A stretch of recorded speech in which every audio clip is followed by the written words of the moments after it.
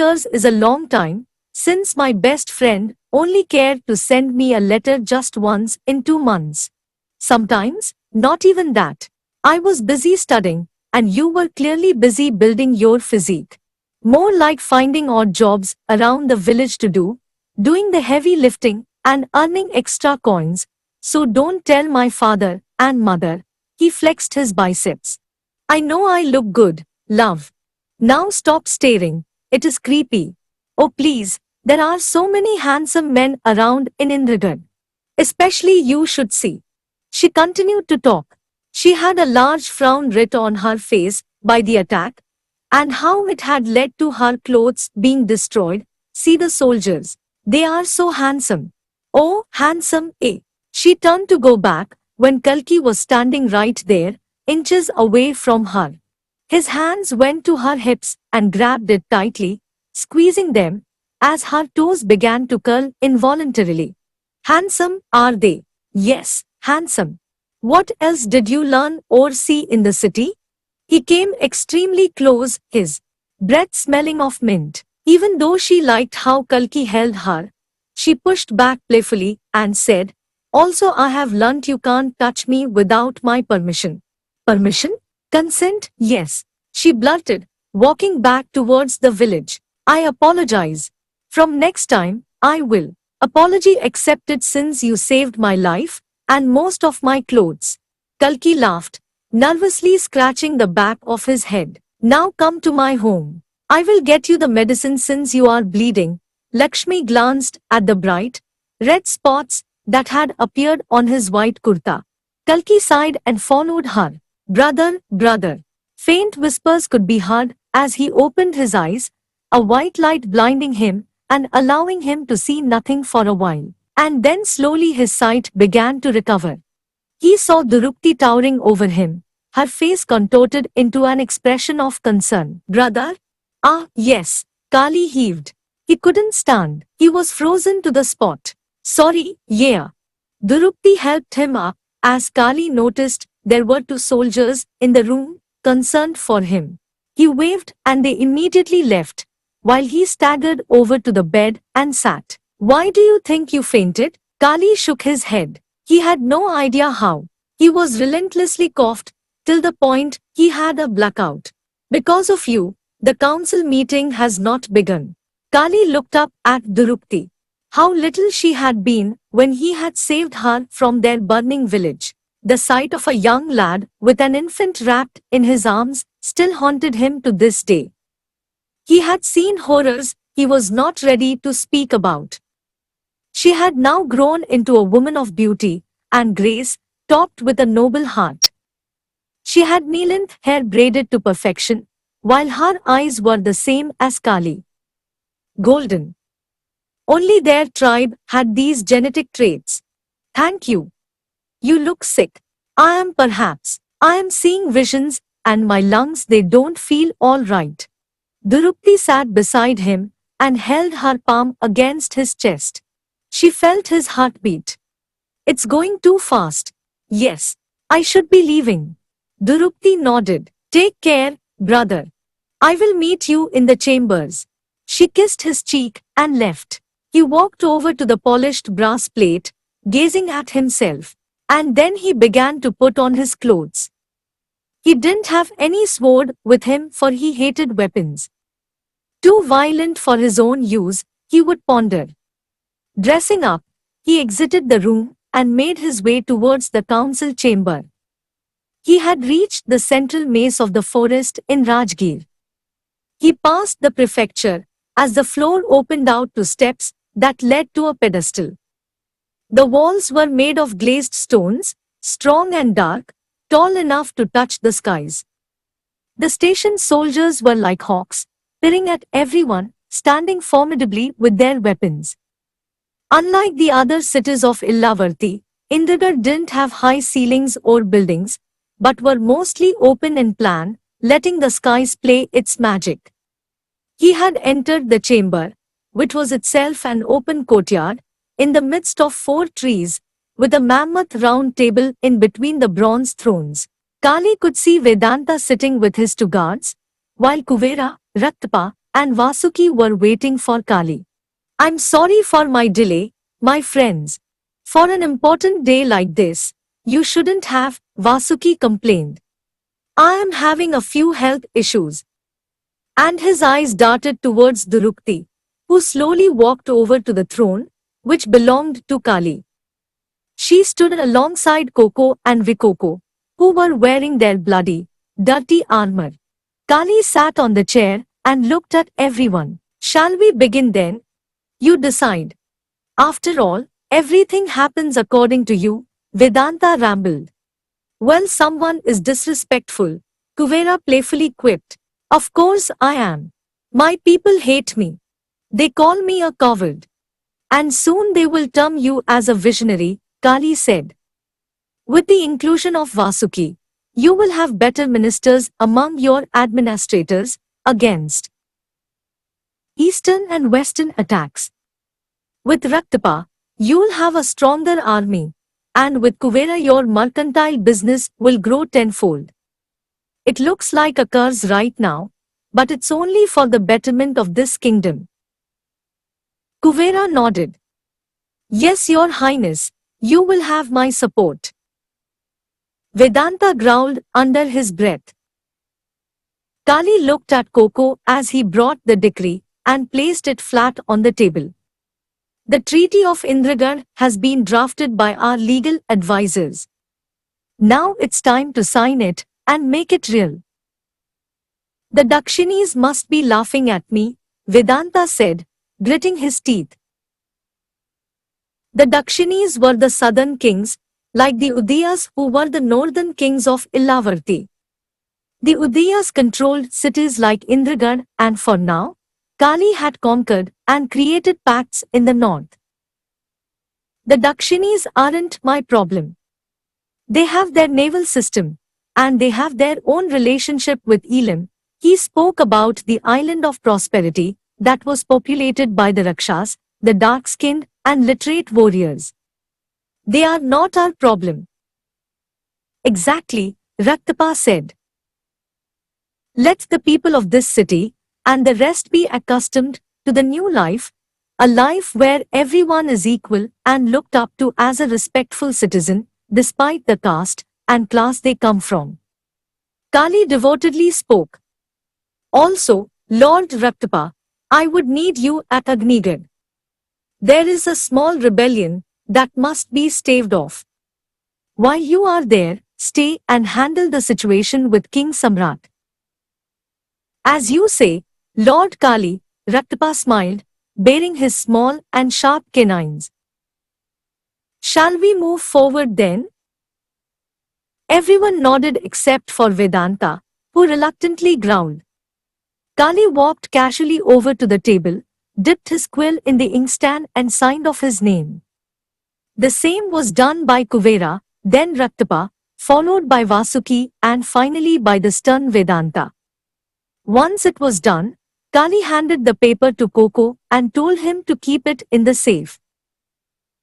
As of now, the plan is that we will have new forts built. So we would need King Vedanta's laborers at our disposal. Kuvera will handle the street bazaars. To which Kuvera humbly nodded. The theatre, miscellaneous activities, and the armories will be handled by Vasuki's men. Tell Takshak look over the personal army of the state. What about my commanders? The Manav king asked, astounded.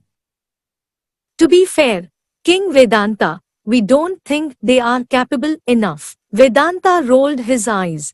What about the villages? Are we calling off the taxes? Since the treasury is almost extinguished, and Kuvera's promise to fill up the treasury has been delayed due to the problems in transportation, we should continue with taxation, at least temporarily. The farmers are the cornerstone of Indragarh. With any additional taxes, they'll be burdened unduly, Vedanta protested. Kali looked at him with hard eyes. Your Highness, I don't really care. We need money to sustain this city, especially if we are building armed forts for ourselves. He's right, Kuvera began, But who will be the lucky person to handle that? Not you, Vasuki grinned. Kuvera smothered a frown. Kali knew there was a bit of acrimony between these two tribes, but he toned it down with a timely and strategic announcement. My sister Durukti is capable of these affairs. She can enforce will when needed. What will I do then? Spat Vedanta. Kali looked over through the pages that were scattered on the table. He pulled out one. You have the most important job. You will travel around the city with your chariot and men and tell the tale about how good it was to make a pact with us and how well Indragarh will rise from the underdevelopment it was suffering from for so long. You mean I should lie? It's one way to look at it, and the other way is you are instilling hope in people that you weren't defeated by us, which you clearly were, but you had worked with us because you saw them before yourself. You need to show you are still their king. You saw the future. You wanted me to make sure they don't hate you. With you out there promising them a good thing, that's exactly what I'm letting you have. Vedanta was fuming with anger, and his eyes had grown bloodshot, but he didn't say anything. He just clenched his fist and let go while Kali could only grin. How can I be any more reasonable? Kali felt a burn in his chest that he ignored. He struggled with a smile as he ended the council meeting. I will be organizing a feast at Rajgir as well as a feast outside for the city dwellers, at a meager cost of 1 silver coin per person. It'll be good, he paused, as the chest burn began to increase, for signifying the brighter future we have ahead of us. Everyone said, except one. Kalki had his bruises and wounds healed by the medicinal leaves from the Soma caves of Shambhala. They were up in the mountainous terrains, hidden from the village. Inside, Kalki had heard, there were the Soma reservoirs, commonly referred to by the villagers as the gift from the gods. According to the legends, Lord Indra, the god of thunder and king of all gods, had situated himself in the land of Indragarh, and he had told his celestial servants, the Gandharvas, to spread the medicine across Illavarti to aid the Manavs. So far this had been the only such repository discovered.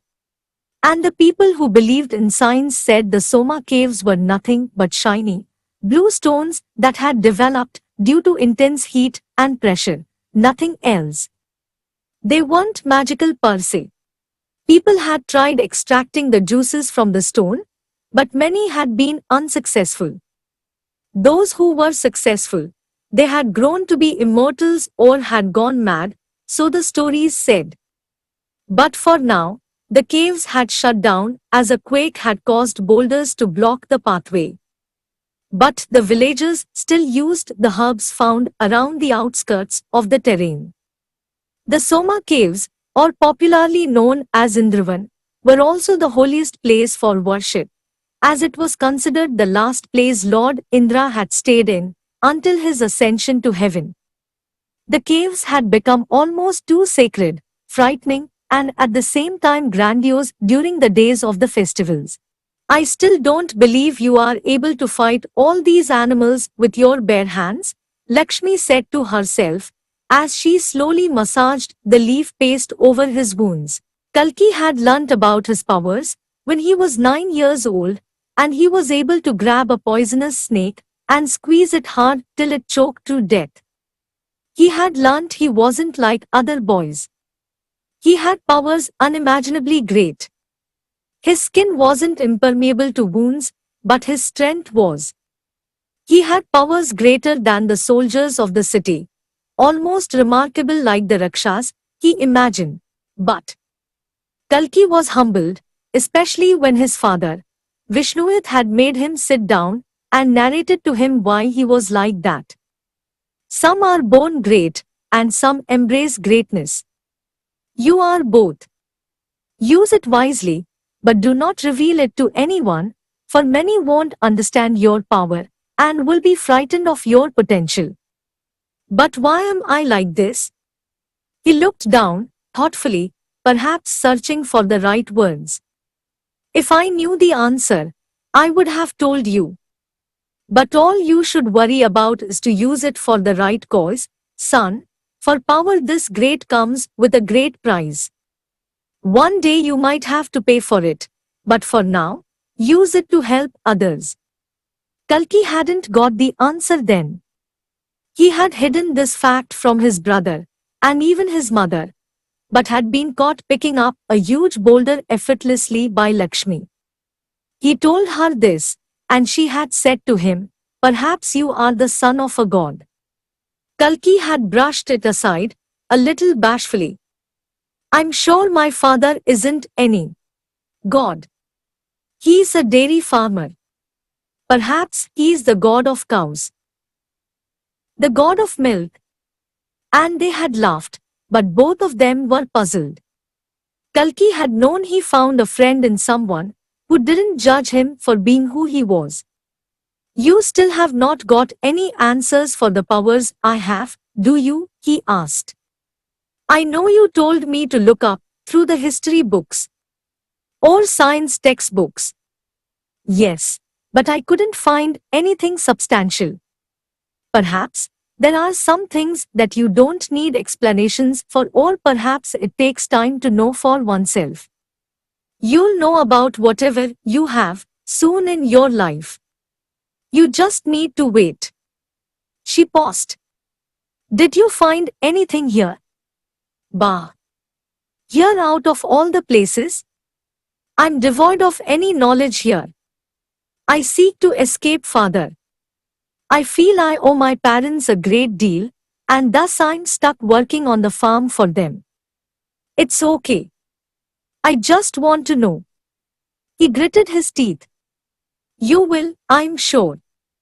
Kalki walked to the polished copper plate that was hung in the living room and saw a burnt mark over his right arm.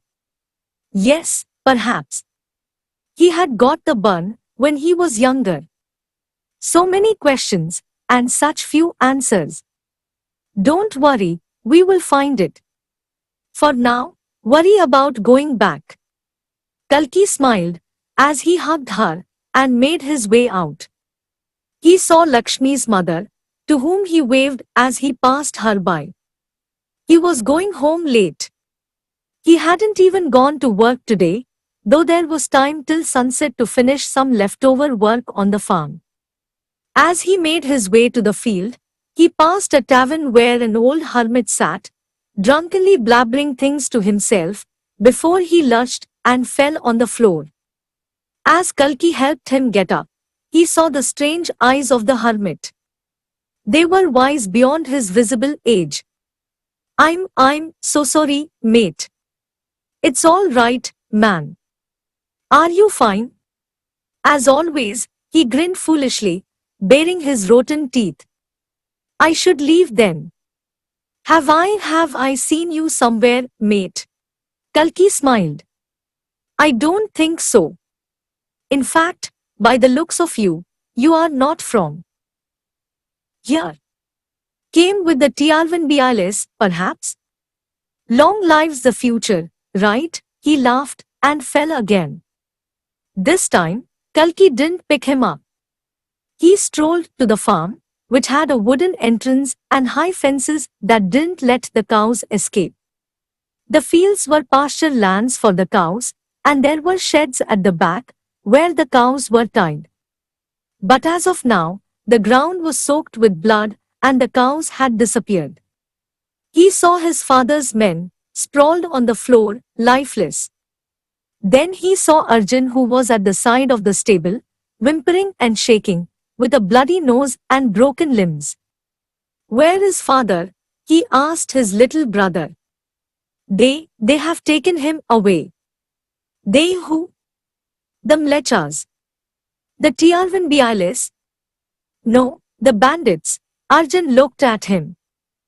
Durupti laid her brother down on the bed, carefully placing his head on the lush pillows and laying a long blanket over him. It had been a while since the feast had occurred, and many people had come outside the fort to partake in the celebrations. Are you fine now? Better. The doctor has given me honey for your throat. It's not cold, he moaned, it's wars. When I cough, it hurts my body and fire courses inside my veins. Durupti knew Kali was a lot of things, strategist, clever, and selfish. But he was never the one to complain. Even in the direst of times, he would be brave and strong, unlike now. She had tried all sorts of herbs, but none had worked. Doctors say it could be a Western disease spread during the war. The sand affected me? Why didn't it get to Coco and Vikoko then? Durupti shared a glance with her handmaiden, Simran, who was worriedly standing at the back. She followed Durupti everywhere, working with her not only on personal matters, but the overall arrangements for the fort. Simran shook her head as she had no answer herself for Kali. Perhaps, Durupti began, they have more immunity than you, brother. Oh please, I am equally strong. Just because you are strong doesn't mean you are fit. He massaged his chest. You need to be in good health to run this state, otherwise the Tiavanbialis will take over and the peace you have been seeking for so long will die with you. Don't I know that? He coughed and wheezed. He looked at Simran and then back at Durupti. You have found a partner. Indeed, Durupti smiled. More so, a friend. Yes, he glanced again at Simran. Do you know, my child, I saved your mistress from a burning town? We were stuck in a dilapidated hut, and we escaped with great difficulty. She was almost 3 years old when we escaped. And saved yourself too, Durupti proudly added. Simran with her cherub voice began, Yes, my lord. The tales of your bravery have travelled far. But if I may be allowed to ask, how did the fire start? The smile vanished from Kali's face. Durupti turned to Simran. It is not of importance. The past doesn't concern us, the future does. True words, Kali said, with a disarming smile. Simran just meekly nodded. Durupti kissed her brother on the forehead and walked out. She didn't say anything to Simran until they entered the room. Should I bring your nightgown, madam? Not now, Durupti sighed as she sat next to the window, pulling off her earrings. Never bring up the topic, Simran. Never let Lord Kali talk about the fire. Why, my lady? It might be vanity, but it has a history that no one should know, Durupti sighed. Anyhow, do we have something on our work table? Simran walked over to the chestnut table, which had a fire lamp. She then brought a register from there, on which the village names around Indragarh were written. Durupti began to skip through the names as none of them had any importance for her. Almost 50 villages around Indragarh. We need to send a messenger to all of them with a royal decree that the new taxes have been implemented. Also a pocket of Vasuki's army to handle any rebellious efforts. Good idea, my lady, said the young handmaiden. Durupti pinpointed the names of the villages they would start with, as Simran noted down on a piece of paper. Simran stopped at the mention of Shambhala when she looked up and said, Did you say Shambhala, my lady? If I'm not mistaken, yes I did. I remember something about that village, although I don't know how true it is. What do you mean? They say Shambhala was a gifted village by the gods, and they had left a certain celestial. Durupti snapped. Out of all the people in this city, I am the last person to believe this. But it might help you, for Shambhala is supposed to have rocks that have spiritual medicinal properties. She paused. My father told me about it. He was a doctor, and in the last days of his life, he had been met by a poor villager, an inhabitant of Shambhala, who told my father that his wife was ill, so ill by the pregnancy, that she was close to death. My father couldn't give him anything, for there was no cure for it. The villager mumbled about the magic rocks known as Soma, and asked my father whether it would work. My father refused, saying they were all stories and legends. The villager went away disappointedly. A year later, my father had work in Shambhala. He reached there and he met the same villager, with a happy wife who wasn't ill at all. In fact, she even had a son. Father asked how she was cured, and he had said, the legends were not legends, after all. She stopped. Durupti had digested all of this, but it sounded more of a childhood fable to her. It's supposed to cure everything, Simran added. Could the villager be lying? So you say no one has used these Soma rocks because they don't believe in them? They have been closed off. At least, that is what father said, since he had gone up to check the caves himself and found them to be closed off. Someone clearly didn't want them to be used. How do we get in then, girl? We have an army. We can use manpower to push through. The villagers didn't have the education or the power. They were too superstitious also. She paused. They say Soma would cure any disease or illness. I just wondered whether it would be good for Lord Kali. I suppose so as well, Durupti mused. What if it's all unreal, just a story? It's worth a try, my lady, since Lord Kali's health is deteriorating by the hour and we have no other choice. Durupti nodded. Fine, Simran. I will think about it. He has been saving me my entire life. She stopped, as she let the moonlight shower over her translucent skin, the smell of freshly cut flowers and the hooting of the owls adding to the pleasant aura, which gave her a sense of determination. I think it's my time to save his life.